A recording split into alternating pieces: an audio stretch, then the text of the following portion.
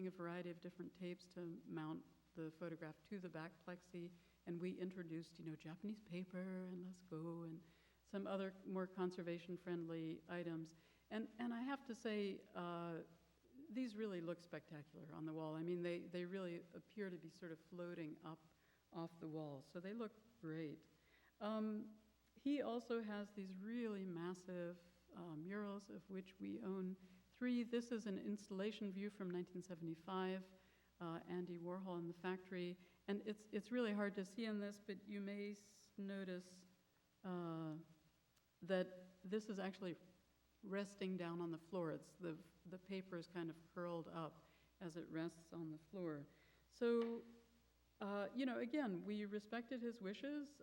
A system was designed by Jed Bark of Bark Frameworks, where there was a acrylic cleat on the wall, and then a hinge on the back of the photograph went up around another cleat that was hooked into the acrylic, and then you would gradually roll down the photograph. You can see this takes a few people, and it's a little bit hair-raising, but actually kind of fun. I mean, I enjoy this kind of work. So we were able to respect the artist's wishes. I have to say, I mean, he was alive when we did the show, and I did say, could we lift them up a little bit? Is it okay if they aren't resting on the floor? And he was fine with that. That was not a problem at all, which was great, because we do have to actually go in and dust these off, believe it or not, while they're on exhibition. And when they're resting on the floor, that they really are dust catchers. They catch a lot in that lower portion. Jeff Wall, I'm sure you're familiar with his large color transparencies that are mounted on light boxes. Again, it's hard to see in the PowerPoint, so let's go to some installation views. This is the light box that's being put together and then mounted onto the wall. And this literally, to install one of these, we're going to be installing this one again in March at the Met. It's a cast of thousands. You have to get the electrician, you have to get the riggers, the technicians, on and on and on. It's really an orchestration of sort of a ballet. And you'll see also this fellow down on the right here is Alex Clark from the studio, who Jeff loans to us to help with the installations, which is fantastic. So giant color photographs on these light boxes, really magnificent images, beautiful presentation. This brings up, though, the issue of light and color. Color photographs do tend to fade in the light, but also in the dark. And here we've got the light source built in. It's right there. So there's not a lot you can do. You can't lower the light levels. You can put filters on. It's right there. Jeff Wall is very, very concerned about his own work. When you purchase an image like this, you get a second print. Essentially, they make a second transparency, and even better, the artist keeps it in his cold storage facility until you need it. I mean, this brings up all kinds of questions of, when do you know that this one isn't good anymore, And then you have the second one, but how long will that last? And, I haven't had the guts to ask Jeff, hey, what about after you're dead? What do we do then? So, light on photographs. And I have to say that in our contemporary galleries, we do tend to bump up the light levels more than we do in galleries showing older work. You need light to see the color. When I say bump up, it's probably like 10-foot candles or maybe 12. Still not that bright, but you need light to see these color photographs. Color. This is a snapshot from the 50s. This is showing typical dark fading. This is, how does that look? That looks really weird, doesn't it? Sorry, I love this image. It's another snapshot, and it's slightly, it looks strange in the PowerPoint. It's slightly turned, it's slightly changed. There's something wrong with it, but it's not, it's not damaging. And I have to admit, I just love the portrait of her. This is an experimental sample by Mark McCormick Goodhart. The center one is the original print. But do you see all the variations? And they're so subtle. You can see them, we can see them because they are next to each other. But if they are separate, if they're apart, not sure that we would be able to tell, which one was closest to the original or whether the original had changed at all. And this is coming up more and more. I find this just fascinating. Stephen Shore, this is one of his pieces, and I know there are works of his, prints from the 70s, that he is no longer happy about, that he really says, this doesn't represent my work anymore. And when I show them with groups, I'll say, hey, what do you think about this color? And they look at it and they say, that's 70s color.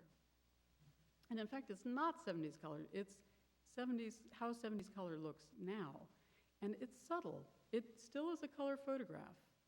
But there's something that shifted about it. There's some defining factor that makes it a different color photograph. And Stephen is not happy about that. He would rather print a new one than have his images misrepresented.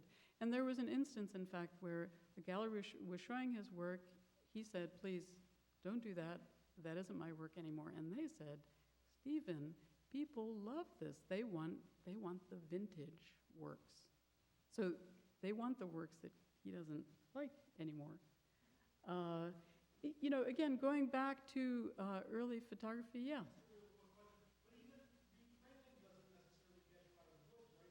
Absolutely.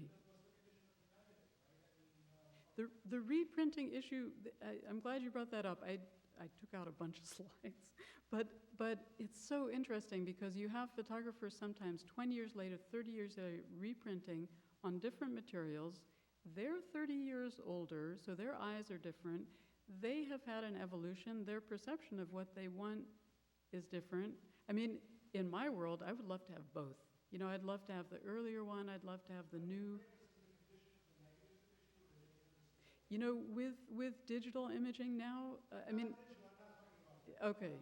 No, but even Stephen Shore, he's gone back to old negatives that may have turned, or there are ones that he was unable to print back then, but he can print from them now because he scans them. And then, so there's the scanning intermediary, there's the digital intermediary. But do the colors of the intensity, do they go on the negatives, or do the negatives kind of stay okay? Well, it totally depends. There's the whole range. There's some that are completely shot and that you would have to kind of reinvent them. But there are others that have shifted somewhat that you could probably pull them back and get something believable. Yeah. Just to use the analogy with 19th century photography, we've seen a daguerreotype already, and you see the tarnishing around the edges, you say, wow, it's kind of nice. It's a patina. It shows that it's an older photograph. Or even with an albumin print, a little bit of fading around the edge, Julia Margaret Cameron, how nice.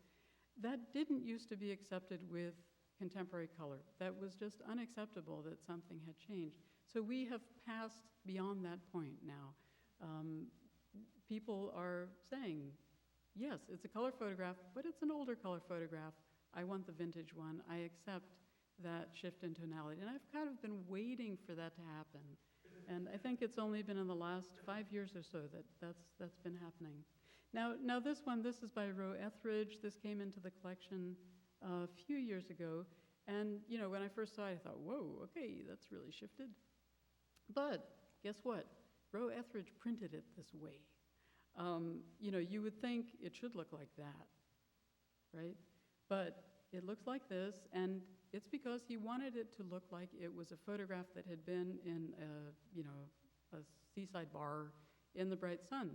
And it looks like that. It looks like that. So that brings up the importance of this, the photograph information record. We need to know, we need documentation from the artists. We need to know that that's what they intended with their work. And I've got some sample copies of this up front if you'd like to see them. It's available online as well through the American Institute for Conservation. And it's information about materials, but also to some degree about philosophies. Oh man, I'm way over time. I'm going to skim through this. This is an exhibition now at the Met where we've shown original autochromes for 1 week only, based on 3 years of research that has shown that if you put them in a low oxygen environment, an argon